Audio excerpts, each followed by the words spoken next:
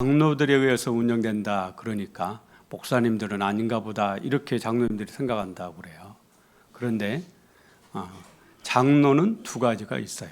헌법에 설교와 치리를 겸한 자를 목사라고 하고 치리만 하는 자를 장로라 한다 이렇게 되어 있어요.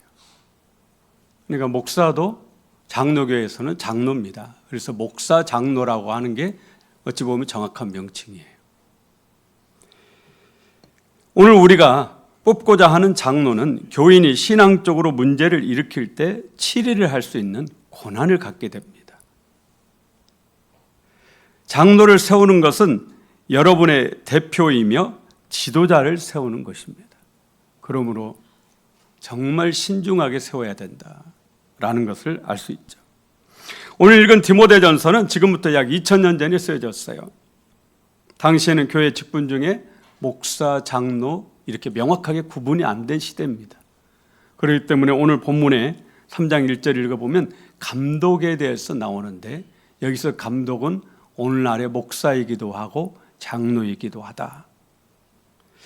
아울러 디도서 1장에 나오는 장로의 자격이 나오는데 거기에서 장로도 목사이기도 하고 장로이기도 합니다. 1절 보세요. 미쁘다 이 말이여 곧 사람이 감독의 직분을 얻으려 함은 선한 일을 사모하는 것이라 함이로다. 미쁘다, 진실되다 그런 말이거든요. 진실로 사람이 감독의 직분을 얻으려고 하는 것은 선한 일을 사모하는 것이라는 겁니다.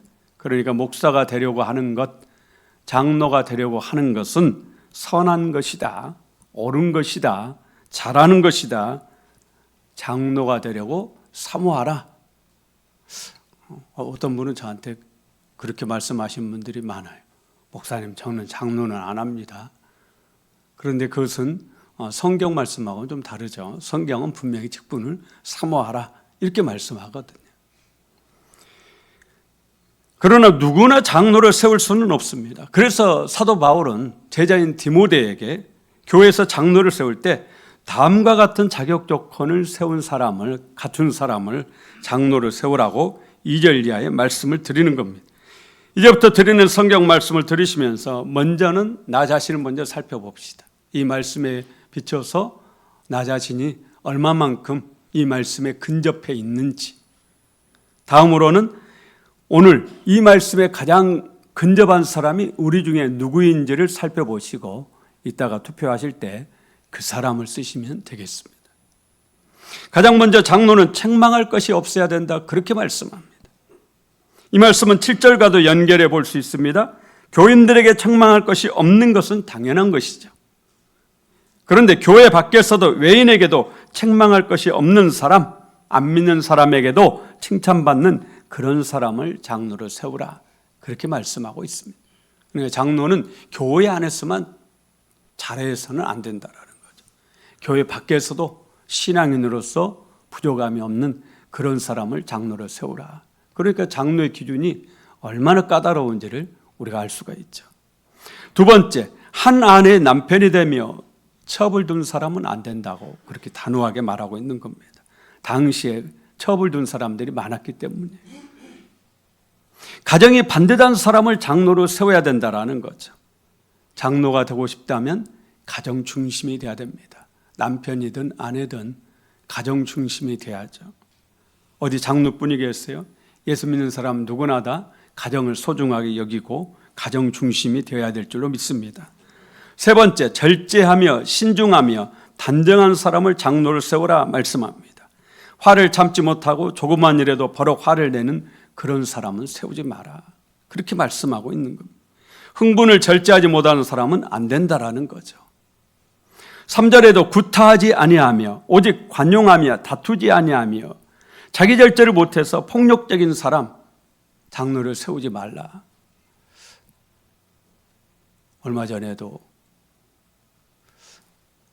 회의를 하는데 목사님 장로님들이 모여서 회의를 하는데 별거 아닌데도 장로님 한 분이 버럭 확 화를 내면서 탁자를 탁 치시더라고요. 그래서 제가 엄청 감사했어요. 왜 감사했게요? 네? 왜 감사했을 것 같아요? 우리 교회 장로님이 아니셔서 감사를 했습니다. 진짜 별거 아니거든요. 아무것도 아니에요. 그리고 제가 볼 때는 그분이 상황 파악도 제대로 못 하신 것 같아요. 그런데 그냥 탁자를 탁 치면서 화를 막 내시는 거예요. 안 된다라는 거죠. 우리가 신중해야 돼요. 신중. 네 번째, 나그네를 대접하며 남 돕기를 좋아하는 사람 세우라. 그런 얘기예요. 오늘 장로 후보들 중에 내가 한 번은 식당에 함께 갔는데 갑자기 그분이 가장 먼저 나가더니 밥값을 내더라. 이런 것을 경험하셨다면 이 말씀에 적합한 거죠. 자기 돈을 쓸 줄 아는 사람, 남을 대접할 줄 아는 사람. 그래서 장로의 자격 중에 제덕이 겸비한 자, 그렇게 말합니다.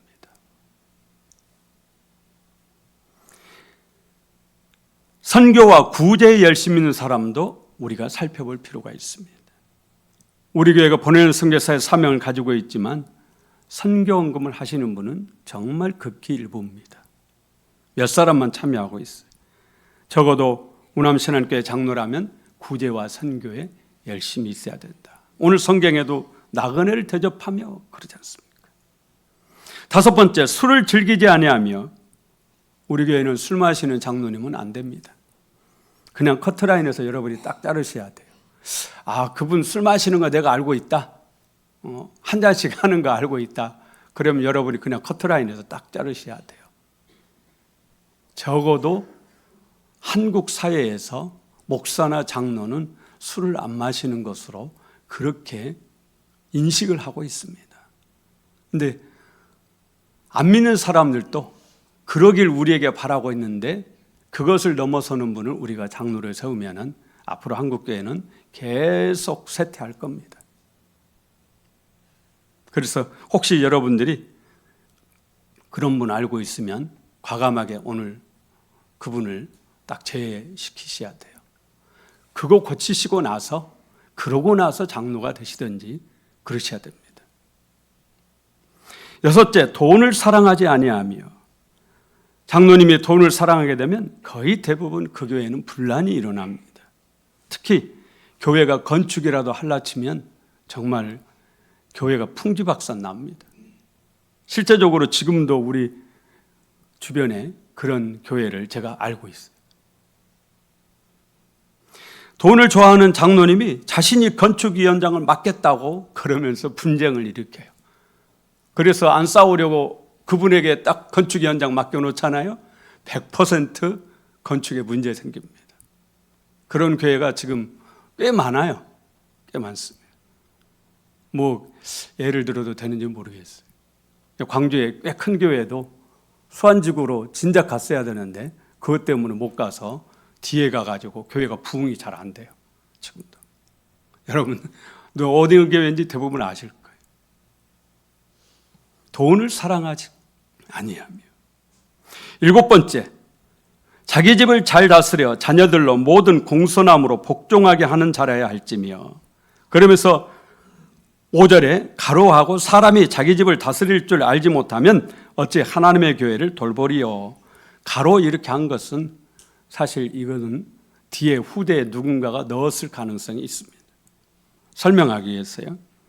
공동번역이 이렇게 번역했어요. 또한 자기 가정을 잘 다스릴 줄 알고 큰 위엄을 가지고 자기 자녀들을 복종시킬 줄 아는 사람이어야 합니다. 자기 가정도 다스릴 줄 모르는 사람이 어떻게 하나님의 교회를 돌볼 수 있겠습니까? 장로는 교회의 얼굴이고 교인들의 신앙적 모범이 되어야 됩니다. 그러므로 부부관계, 자녀들까지 자세히 살펴보고 세우라. 그렇게 말씀하고 있는 거예요. 오늘 다른 사람을 생각하기 전에 먼저 나 자신을 오늘 본문 말씀에 비춰서 생각을 해보십시다. 설령 장로가 아니더라도 어느 분이 우리 교회 와서 장로 임직을 할 때 그분이 그런 얘기하는 것이 제가 상당히 기억에 남아요. 평신도의 꽃이다. 장로의 직분을요. 그렇게 그분이 얘기를 하더라고요. 그런데 교회의 최고의 신앙의 모델, 그게 바로 장로님이거든요. 그런다면 우리가 정말 신중하게 세울 필요가 있다. 장로는요.